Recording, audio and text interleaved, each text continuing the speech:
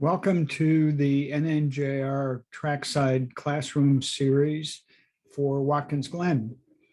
This class is targeted at student drivers, and we welcome all students who are coming to Watkins Glen, or for that matter, to other events. But in any case, the objective here is to help everyone have a little more fun on track by getting a little bit better, which we all like to do when we go to the track. And in particular, we hope you continue to enjoy NNJR's safe, serious fun. With that, let me dive right in and talk about our topic for today, which is consistency. Before I do that, I have to issue the normal disclaimer that if you follow this advice and it doesn't work out, it's your fault. More seriously, this is a serious sport. We have to take it seriously. So we're going to start today with a quick reminder on some basics of track driving for those of you that are new to driving on track. We're going to spend most of our focus on consistency, what it is, why it's important, and how to achieve it. And then we're going to take time and do a lap around Watkins Glen, discussing each turn in hopes that that will help you speed up your learning curve when you get there. Now, just a refresher for those of you that have been on the track before, and some terminology and such for those who haven't. The basics of track driving start with reference points that we use to drive a consistent line. And the line simply means the arc, if you will, or the straight line that we take to drive around the track, as you see illustrated on the diagram here. Now, the reference points start on a typical corner with a braking point. Where is the first point we put our foot on the brake pedal? Next is a point where we turn, called the turn-in point, or just turn in usually. And there's typically a cone at NNJR events marking the turn-in point, as there is at the apex, which is the closest point we get to the inside of the corner, typically a curb. And then track out is the outside arc of the corner, where we begin the straightaway that follows that particular corner. So those reference points, braking point, or just braking, turn in, apex, track out, those are the common terms. And in fact, there's a rhythm when we drive on track that you can think of as ABC: accelerate, brake, corner, or turn. So we have our foot on the floor on the gas pedal going down the straightaway. We move our foot to the brake pedal and apply the brakes. We turn the car, and as we do so, we release our foot off the brake pedal. And that rhythm repeats, end of the straightaway. We're on straightaway, we accelerate, we come to a corner, we brake, and turn, and so on. Now, in some corners, we brake hard, like turn 1 at Watkins Glen. We're going to use full brake force. But in other corners, like turn 10, we may just do a brush of the brakes. And that's one of many things your instructor will cover with you. So let's talk about consistency. What does it mean? Well, it means things like turning in at the same point lap after lap. And by the same point, I mean plus or minus an inch or two. A foot's not good enough, 6 inches isn't good enough. So as you practice on track, you will no doubt find that this at the beginning, if you're new to driving on track, seems quite a tall challenge, but as you get more experience, you'll find that indeed this is possible. In a similar fashion, we want to turn in at the same speed lap after lap, plus or minus a mile an hour or two. Again, we're focused on consistency. And a way to think about this is if your tires were paintbrushes, putting paint down, and you did 10 laps, you wouldn't be able to tell one lap from another. Unlike this tracks in the snow in the diagram or the photo on the slide, where obviously that wasn't the case. So why is consistency important? Well, it's really important because we can be neither safe nor fast if we're not consistent. And one way to think about that is to think about technique. If you are a golfer or a tennis player or participate in almost any sport, you know that proper technique comes before, for example, in golf, proper technique has to come before brute force. We can't just, swing the club, really hard and hope to have a good drive, for example. Same is true in tennis. The same is true in driving. We cannot just go out and go fast. Sure, we can put our foot down a straight line, but we can't go safely or fast around a corner until we get the technique correct. And so part of the learning curve with driving on track is to get consistent. Now let's talk about safety. One aspect of safety is, how far below my limit am I at each corner? If I'm driving through a particular corner at 50 miles an hour this lap, 55 miles an hour next lap, and 53 miles an hour the following lap, then I really don't know where the limit is, because perhaps it was at 56 miles an hour, but I didn't know it at 55. At 50, I may or may not know that I'm close to it. I probably don't if I'm a beginner. So the point is, we want to have a consistent approach so that as we do get better, we can go a touch faster and approach that limit in baby steps. Another aspect of safety is if I drive the same corner at 50 miles an hour this time and 53 next time, and something doesn't feel right, what didn't feel right? Just because we went faster, or did somebody drop some oil? If we drive it at 50 miles an hour each time and it feels different, now alarm bells can go off and say, hey, maybe either somebody spilled some oil or maybe the tires have overheated. Something is going on besides just my driving. So those are two really important aspects of safety that consistency helps us with. And related to getting better on track, consistency helps us achieve a baseline, so that if we do get consistent at the same corner at 50 miles an hour, now we can say, well, maybe I can go, into this corner at 52 miles an hour, or maybe I can turn in a bit sooner. And we can then try that and see what happens. And that's the way we improve, in small steps against a solid baseline. So with all of that said, how do we improve consistency on track? Well, we're going to talk about 4 techniques or 4 ways that you can think about getting better on track, and some ideas for you to practice both before you get to Watkins Glen and while you're there. They start with awareness. We're going to talk about reference points. We're going to talk about controls. We're going to talk about vision. So being aware of our reference points may seem like an obvious thing to do, or that people would, but maybe you get in the habit of turning the same way each time. You don't really pay attention to, am I really turning at the same point? It's very easy to get into a routine and not really pay attention. So if we want to be consistent, we have to really pay attention. Are we turning in at the same place each time, or at the same pace, at the same speed each time? And one tool that's easy to use to help us measure is called indexing. And that's a fancy way to say, if I pick a post alongside the track or any other object that doesn't move, and I glance at that, as I pass that, I glance at my tach or my speedometer, and I note whatever the RPM or the speed is.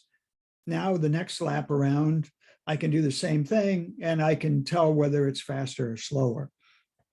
And this is a good technique to develop for any driver as you try to get better.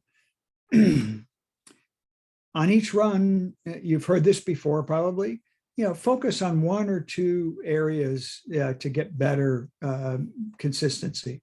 That could be a specific corner. Maybe you want to make turn one at Watkins Glen, your focus to be consistent because, as I'm going to say later, the turn-in point at turn one is really important to get it really dead on. It'd be a great place to practice being consistent at turn-in. Or perhaps there's a specific technique you want to practice, being really aware of your turn-in point, being really aware of exactly how much you're turning the steering wheel, and so on. But point is, be aware, pick an item to work on and focus on it. Now, we take reference points for granted, but let's say a little bit more about reference points, from the point of view of those of you who are student drivers. The braking point is, pretty obvious. I take my foot off the gas to begin braking. Well, let's break that down a bit. Yes, it's where in my mind, I've lifted my foot off the brake and gone to the gas pedal. But a common mistake that we see with student drivers is that they will come off the brake pedal and then hesitate to go to the gas, or even coast before they go to the gas pedal. Or maybe they'll come partway off the gas before they go to the brake. The proper technique is foot on the floor, approaching the braking zone. At whatever point you've chosen to brake, foot off the gas, which is on the floor, and immediately to the brake. And if it's a hard braking zone, immediately to hard braking. If it's a heavy braking zone, we should be at a 9 brake force within half a second.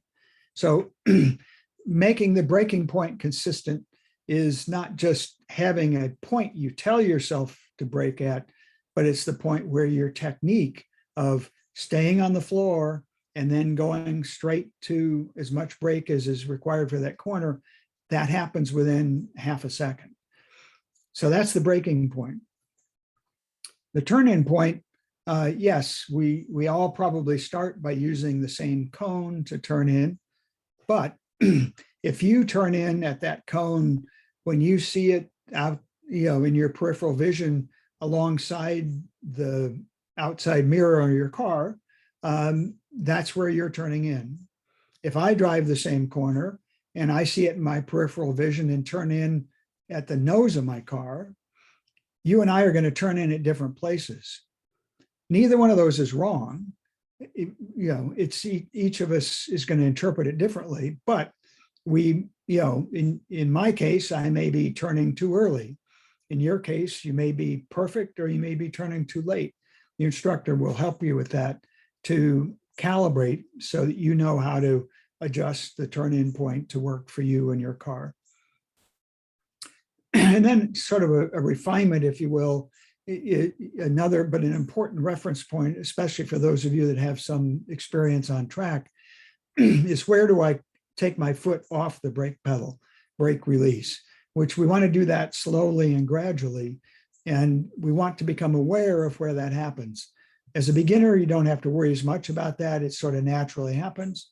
But as you get better, that's a reference point to really pay attention to. Now, for those of you that have more experience, here's a couple things to think about. If you're a new driver on track or new to Watkins Glen, I wouldn't worry too much about this, but you do want to be aware eventually of how much brake you have on at the time you turn in. We certainly don't want to be, on full brake force at the time we turn in. Similarly, if we're at the apex of a corner, we can think about how much of the gas pedal have we started to squeeze down and how much steering input is still in, or have we started to relax the steering, especially past the apex as we approach track out. If you're a beginner, don't worry about those two. If you have more experience, something to think about. Now, we've been talking about the controls.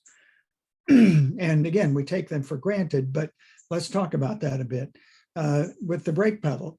How sensitive is my foot? Can I consistently achieve a 9? And let me say what we mean by the numbers here. Think about the amount of pressure you can apply to the brake pedal from 0, meaning none, to 10. I've pushed it to the floor as hard as it'll go. If I have ABS, the ABS is engaged. I've really mashed that pedal right into the floor. Well, on that scale, 9 or 9.5 is where we want to be in a heavy braking zone, like turn 1 at Watkins Glen. Because just before ABS engagement at 9.5 is optimum braking, and we want to be able to consistently do that. So can I consistently get to 9 or 9.5 lap after lap after lap? That should be the objective. The same's true if we only need a 2, for example, approaching turn 10 at Watkins Glen. A very light brush of the brakes is needed there. And we don't want to upset the car by going to a 9. So we're going to do a 2 or 3. Can we do that consistently? So practicing getting your brake foot sensitive to how much brake force is a great thing to do. And it's something you can practice on the street with a 2 or 3. Hard to practice the 9, but you can practice, feeling how sensitive that foot is. In steering, how smoothly do I wind or unwind the steering wheel? And how quickly do I do that? Some students will jerk the steering wheel or turn it very quickly. Others will turn it tentatively and maybe then have to turn it some more. So be aware of how you're using your hands and your steering on the steering wheel. And as you turn into the corner, we have to be coming off the brakes because the tires don't want to be on heavy brake and heavy steering at the same time. The laws of physics don't work. So there's a string theory that says, as I begin to turn, I have to lift my right foot off the gas pedal. And of course, there's the gas pedal. We want to squeeze the gas pedal on in almost every circumstance. So think about driving with an egg under the foot. There's never a reason to slam our foot down on the gas pedal. We want to be very gentle with how we use it. And cornering isn't per se a control, but it's what we achieve when we use the controls, whether we use them well or not. So getting a sense in your seat of the pants of what the car feels like, can improve our consistency as well, because once you develop that, you'll know in a given corner, well, did I do this the same as last time? Does it feel pretty much the same, or does something feel different? And last but not least is vision. Now there's basics of vision you've heard many times. Always look ahead, look around the corners. If you have a mental picture of what the line looks like through the corner, even if you can't see through a blind corner, and there's lots of those at Watkins Glen, then that mental picture gives you the confidence to drive it the same as you have before, and you kind of know what you're doing. We want to pick up our reference points with peripheral vision, not focus on them. We want to keep looking where we want the car to go and keep the eyes moving. So those are the basics. You've heard them before. We've done classes on vision. If you want to get deeper into this, I highly recommend the vision classroom, which has some really great tips and advice. Now here's some refinements. Try to find at least one new thing you haven't seen before on each lap. Is there a colored piece of the Armco, maybe some orange on the Armco you haven't seen before, or maybe there's a tire mark that you didn't see before that you can now use as a reference point so that you don't have to use the cone. During the day, sun and shadow will change what's visible on track, or at least what it looks like. So the difference between early in the day and later in the day can sometimes be fairly dramatic. And of course, we want to pay special attention to the track surface.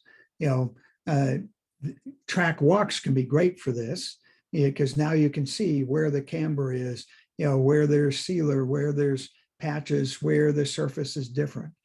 And of course, we want to be observing the track surface every lap in case somebody spills oil or antifreeze or a groundhog runs across the track and somebody hits it. Those are things that happen, unfortunately, not too often, but they do happen, and we have to be prepared for them. So to summarize, be aware of consistency, first of all. So focus on one corner or one technique, and you can use indexing to help you with that. Be very precise with your reference points. Be aware of them, figure out how you're using them, and what that means to your line and to your technique, and have your instructor help you with this. With all of these, tell your instructor which area you want to focus on. He or she will help you with that. It goes without saying, we want to be sensitive and smooth with the controls. And, we want to use proper vision technique to look ahead, scan, observe, what's going on around us. Now, since this is a recorded session, we don't have a way to do Q&A here, but we are hoping to have some Q&A sessions with various chief instructors during the event at Watkins Glen. That'll be covered during the drivers' meeting, and you'll get a chance to ask questions about anything that I've covered here, or any other questions you have from driving at Watkins Glen. And I certainly hope you take advantage of those sessions, because that's the best way to learn, is in real time while you're at the track. Now, we've talked about consistency. Let's talk actually about Watkins Glen, the track itself. First of all, there are track maps on the website and in the driver's ed section of the NNJR-PCA.com website. Print several track maps. Use that for your notes when you come in after each session. If you were working on something at turn one, whether it's braking, turning, where you're looking, write all that down next to turn one. Do the same for the other corners. Just go around the track once with your notes each time that you come in from the session. You'll be amazed that'll help you remember. And it's a great refresher the next morning or the next time you come back to the track. Passing zones, I'm not going to go through this in detail. I do want to point out that many of the passing zones, especially the longer ones, are mandatory on one side or the other. The front straight and between 1 and 2 are right side, the back straight, right side, the sole of the boot, right side. So all of those longer straights are right side. There's some passing zones, shorter ones, where the line crosses the track. And so it's possible to pass on either side in those shorter areas. And the passing zone between 9 and 10 is the left side only passing. But your instructor will help you with this, but this is in the track pack. Do be aware of the passing zones. Now, I'm going to play a video that has a lap of Watkins Glen. This video was prepared probably with advanced drivers more in mind than students, but you will see the line. You will see some of the reference points. These are my reference points. This is the big caveat here. These are my reference points in my car. I have a lot more experience than almost anyone watching this. So factor that in, number one. Factor in number two, my car only has 200 horsepower. So it probably has 100 or 200 or 300 horsepower less than your car.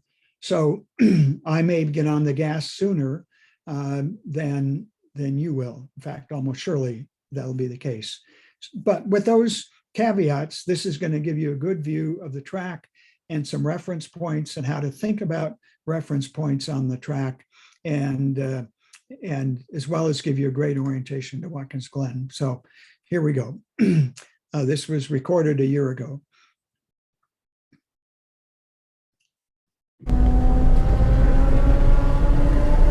This is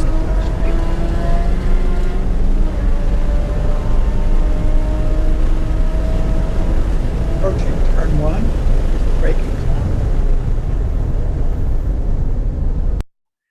So there's a turn in marked by a cone. I use some tire marks, and I have reference points here for where I come off the brakes, where I get on the gas, and where I put my foot on the floor.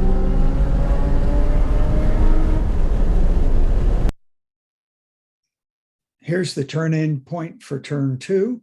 Apex,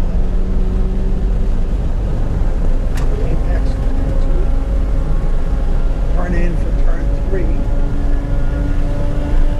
Long apex, turning toward turn 4. Now over to track left, because this is a passing zone right here. Approaching the braking zone for the bus stop. So I turn in at using the beginning of this broad white stripe. And I come off the brakes before I get to this first apex.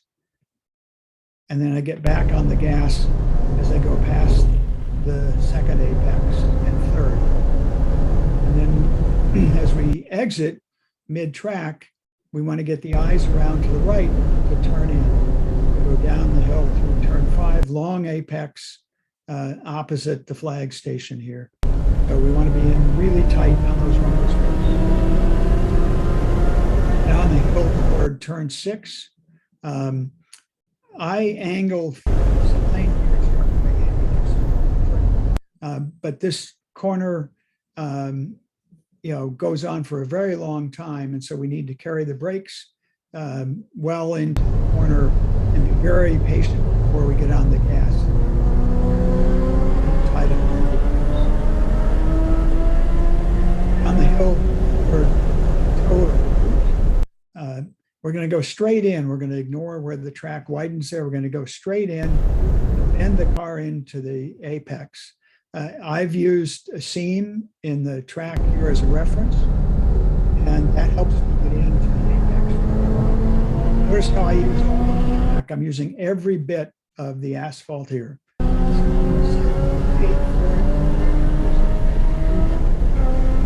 is the sole of other passes.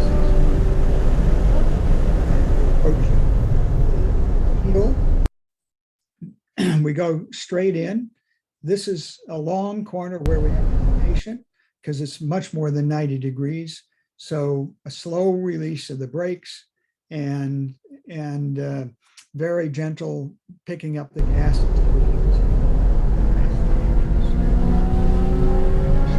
Last, notice the braking into the hill. Now I turn in, this is probably not where your instructor will have you do, but you can brake into the hill and then relax the brakes as you come over. And eventually we want to come off the brakes and get on smooth gas, but we have to be very patient here. It's a long corner again, and there's no runoff.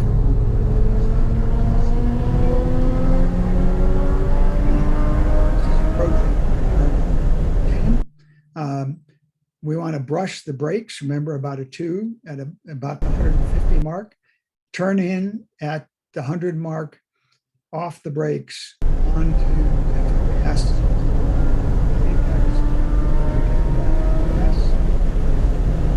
Now we're going to brake early for the turn 11 onto the front straight because this is a fast corner and we want to not upset the car.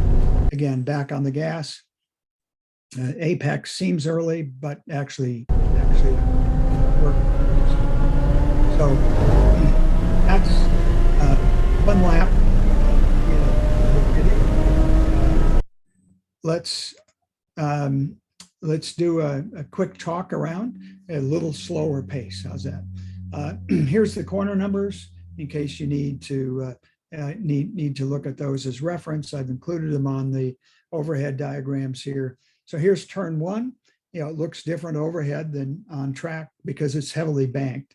So as we turn in, the track really falls away, but that banking really helps us in this corner. As you saw in the video, there's a braking zone.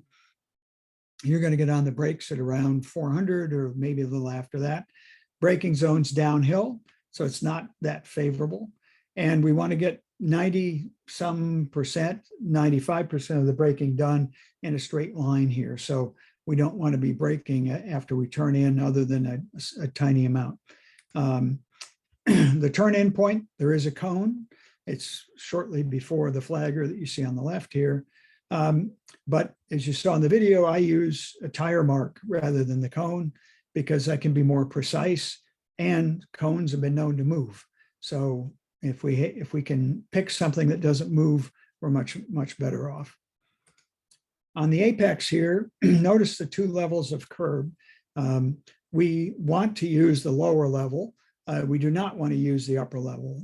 So, widen the corner by using that lower foot or so of friendly curb, but don't try to hit the tall one here. It's downhill exiting turn one. This is track out and a passing zone on the right. Now the S's that are coming up here are the signature part of Watkins Glen, turns 2, 3, and 4. And they are very connected, as you can see. And, therefore it's really important to be consistent through here because it's also very fast and one of the more dangerous parts of the track if it's not executed properly. Turn 2, you see from overhead here. And let's take a look at what it looks like in the photos. So turn in can be where the cone is here, or as you saw in my video, it can be sooner. The apex is the same, roughly opposite that light pole you see on the right inside the track here, out of sight in this photo.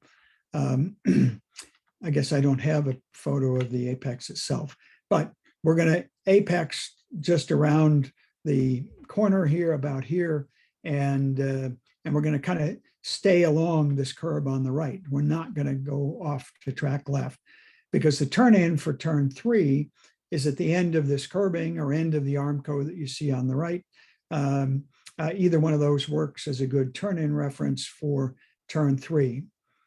The thing to be aware of here is that the banking is favorable for us at turn 2, but now, and is favorable for us at turn 3. But guess what? That means we have to cross a high point in the middle of the road to get there. In other words, the right-hand half here is banked, to the right, for a right-hand turn, the left-hand half banked for a left-hand turn. So we have to go across this crown in the middle of the road. That causes the car to feel nervous, especially if we're not on enough gas. So the worst thing that can happen here is to feel nervous and come off the gas pedal. That'll make the car even more nervous, or God forbid, a spin. Probably not, but it has been known to happen. So what we want to do here is make sure before, or certainly as we're turning to the left, it's not a turn so much, it's just a slight bend of the wheel. We want to make sure we're on a good amount of gas. We may not have our foot on the floor, but we can be on a good amount of gas here. If we feel the need to slow down before we get to this point, we can do that coming up the hill and then get back on the gas before we turn in. Very important to have proper gas application as we go across this crown in the middle of the track here. Here's the overhead of turn 3. Trying to illustrate that the apex here is long and kind of the second half or so of the curbing on the left. So here's now we're kind of on that crown approaching turn 3 and headed over to the left. Now you can see the apex of turn 3. There's a cone, but a cone can't mark the fact that we really want to run along this for some distance, which, by the way, will be the case with many of the upcoming corners. So now we can see, well, we can't see actually, but turn 4 is around the corner to the right in front of us. It is faster than turns 2 and 3. So you can be accelerating a lot here. Many people will have their foot on the floor here because this is a very fast section and it leads on to the back straightaway. Here's turn 4 from overhead. And you can see that it's a pretty shallow and long corner. Here is, if you will, the beginning of the apex of turn 4, or approaching the apex. Again, a long apex. There, you can't see it well from here, but there's a flagger as we kind of exit turn 4 on the right here. As we exit turn 4, we want to head to track left, because that's where the line is to set us up for the upcoming turn into the bus stop. But this is also a passing zone on the right. And so if there is a car behind us, now would be the time to give a pass signal on the right as we get into the straightaway.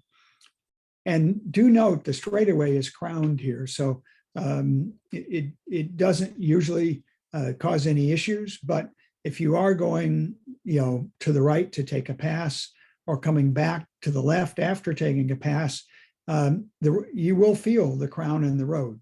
In this case, it's here for drainage more than for banking, but it is definitely noticeable.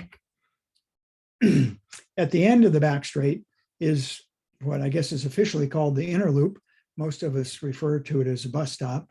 It's technically a chicane, but in any case, as you can see, a right hand, left hand, right hand, series that happens very fast and happens right before turn 5, which comes up instantly after this. So it's really a complex of the loop and turn 5.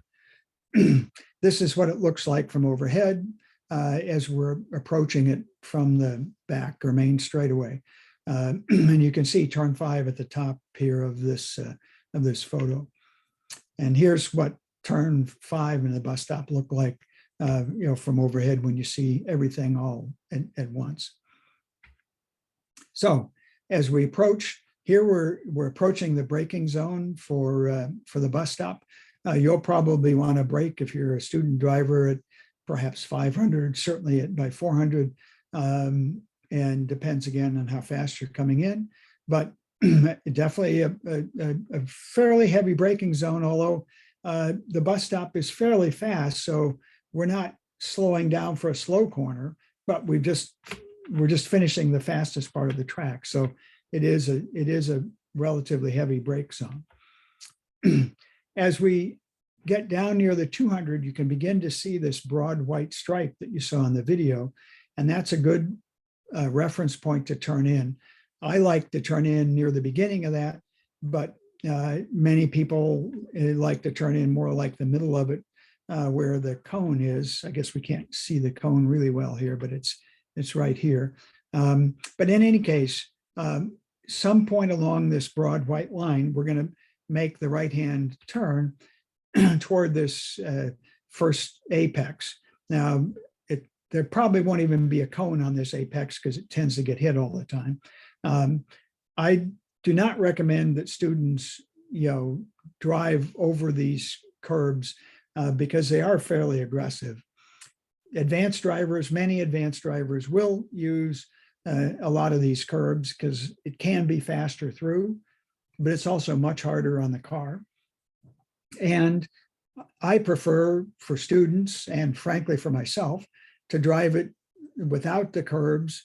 And if I have to use a little bit of curb because I don't execute it quite right, then I have lots of margin and I can run over 6 inches of curb and no big deal. If I've decided to use a lot of curb and I make the same mistake, the consequences could be a lot worse. So this is the first right-hand turn. This is the left hand, and by now we can begin to accelerate. In fact, we can accelerate pretty hard from this point past the second left-hand apex and past that right-hand apex that you see in front. Because now we're getting ready for turn 5, also known as the carousel, as you saw in the previous overhead. And this is a very long, very important corner and requires some patience because of how long it really is. Now, as we exit the bus stop, at this point, the bus stop is, if we've carried some momentum with the gas through it, it has literally thrown us out in the middle of the track. And that's exactly where we want to be. We do not want to be track left. There may be a cone over there, but don't go over there. If your instructor says to go over there, tell them to talk to me, because we want to be in the middle of the track here, not track left. This is a passing zone, believe it or not, and it's an easy one, even for a student. If there's a car right behind you, and I mean right behind you, not some distance back as you exit the bus stop, you can give a pass on the right here. The car can pass you on the right, and neither of you will have to make hardly any adjustment to your driving. That said, as we get tossed out of the bus stop here, we now want to be looking hard right. And further right than even this photo is showing us, because there's a flag station in the middle of turn 5 as we go down the hill.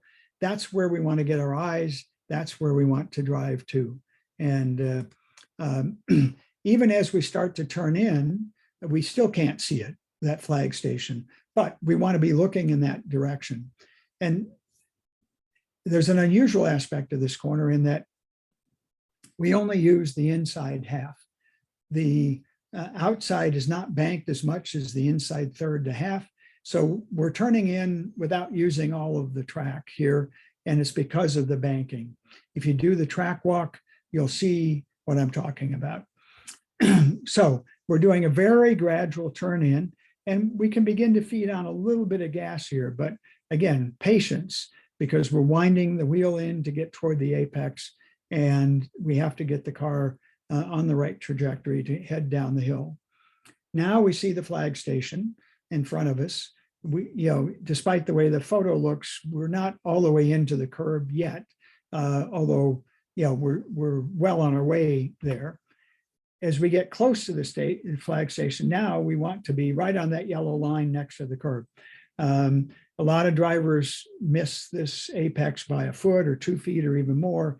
No, we want to run along this curb. We want to be able to, every few laps, feel those rumbles just a little bit. You'll feel them because they're rough. We don't really want to drive on them, but we do want to brush up against them to make sure we're in nice and tight as we clip the apex here. So that was turn 5. Turn 6 comes up downhill and left hand, and as you can see from the overhead, a very long corner. So very blind for a very long time. So as we approach the corner from exiting turn 5, we'll have exited turn 5 on the left. We'll cross the track back either all the way to the right or part way to the right, depending on what you and your instructor prefer to do. But in either case, at some point, we're going to we're going to brake, and then we're going to begin to bend the car in, but very gradually. And because this is a long corner, probably requires more patience than any other corner on the track. You can see we still aren't even close to being able to see the apex. Even as we start to bend in, still can't see the apex.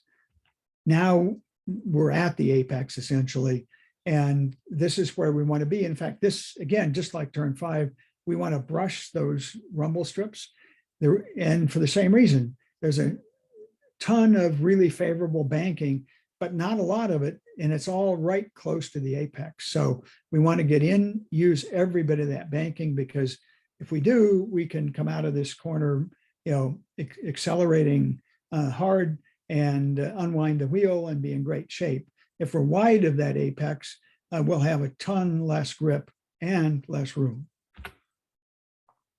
Turn 7, the toe comes up downhill entering, but it's an uphill turn. And notice again, 180-degree turn, so very, very long. So here's the downhill approach. As I said in the video, ignore that white line bending to the left. We're going to go straight in, following the white line on the left side of the straightaway here. We have to find a reference point to turn in. I use one of the seams in the patches or sealer here, but you'll work with your instructor to find a good turn in. But the good news is once you do turn in and the car hits the hill here, you'll have a lot of grip. The car will turn, everything will be nice. You can begin to feed the gas on. But we do need to get in tight on the apex and use all of the track that is here. And as I said in the video, use all of the track as you exit so that you can maximize the use of the real estate and maximize the acceleration out. That's doubly important if you're in a low horsepower car. The heel follows a nice long straight section that's a passing zone on the right. Again, notice this is much more than 90 degrees. 110, 120 degree corner. You can see that here. As we approach it, you may get fooled into thinking, well, maybe it's not quite so sharp. Trust me, it is. So again, we're gonna go straight in. We're gonna be on heavy brake at the point you see the car right now, but we'll begin to coming off of that heavy brake so that we can turn in. But we have to be patient here. We can gently and very slowly come off the brakes and take our time, because we cannot get near the gas pedal to do any accelerating for quite a while yet. The apex, now we see the apex, and we want to be tight to it. And now that we're at the apex, if we're in nice and tight, we can begin to accelerate and unwind the steering wheel. The off camber follows a short chute, and it's not technically off camber. It's really flat. If you look at the road at top here, which is the part of the NASCAR course, the boot section is rejoining, and all the other corners on the track are banked. This corner isn't, because it's flat, even though it feels like it's off camber. So it'll feel very weird compared to all the other corners on the track the first few times you drive it. And in fact, to me, it feels weird every time I drive it, even though I've driven it hundreds of times. So just get in your mind that this corner is going to feel different. The approach here, fortunately, is uphill. That means we can brake into this hill and slow the car down. We can carry some brakes over the hill if we relax the brakes a bit. But as we come over the hill, we're going to begin to turn in. There's a cone here, which works for some students. Other students find that the WeatherTech sign is a better turn in. In any case, we have to be patient, because this is a long, more than 110 degree corner, and we have to wait a while to get into the apex. We have a long apex once we get there, and then we can begin to accelerate.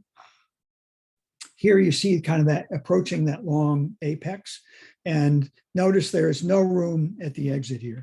In fact, as we get well past the exit and headed out, I guess there is a cone out there, track out, but there's literally 2 feet of room before the tire wall or the Armco. So we definitely not want to be early on this corner, either early with the turn in or early with the apex.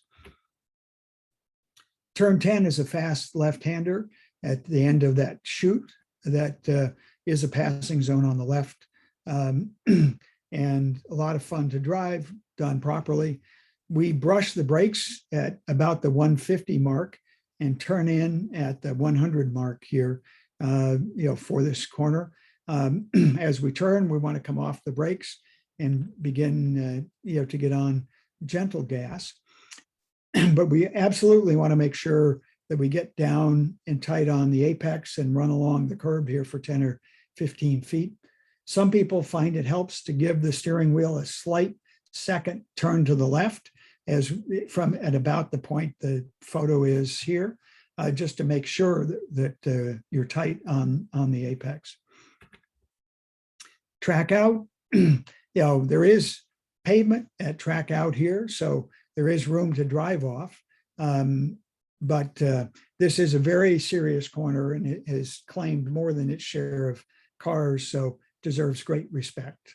And if you do make a mistake here, then just drive it off into that asphalt that you see on the outside.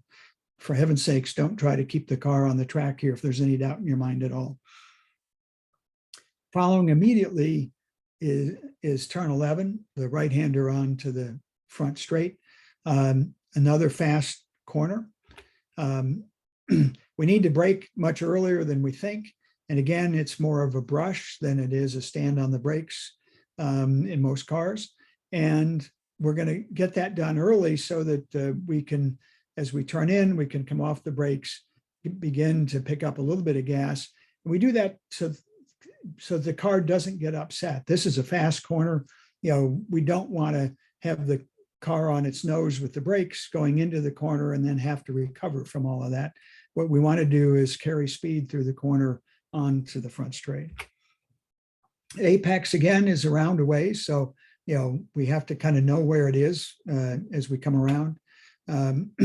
But there it is, and we can actually apex, in a lower powered car, maybe even a little bit early here, and still be okay. In a higher powered car, not so much. And as here now you can see track out on the left and the entrance to the front straight. Here I do want to point out the yellow line.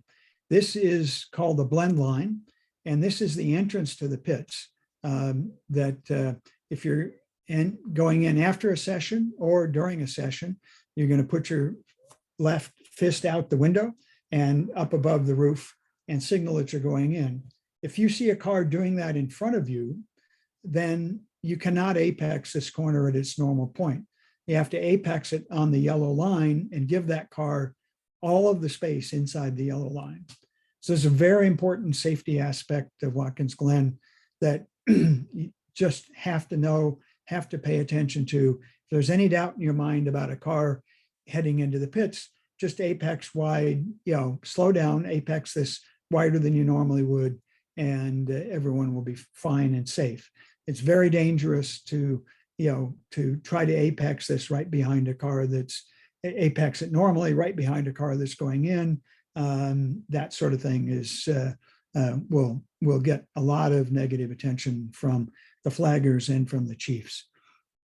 There's a similar blend line entering the track between turns 1 and 2. It didn't show up in the photos I had before, but in that case, as we're entering the track between after turn 1, we stay all the way track right to the apex of turn 2. Your instructor will work with you on both of these blend lines. So that's a lap of Watkins Glen. Again, as I said before, we don't have time here to do Q&A, but there will be Q&A time, we hope, at the track. We hope you take advantage of it.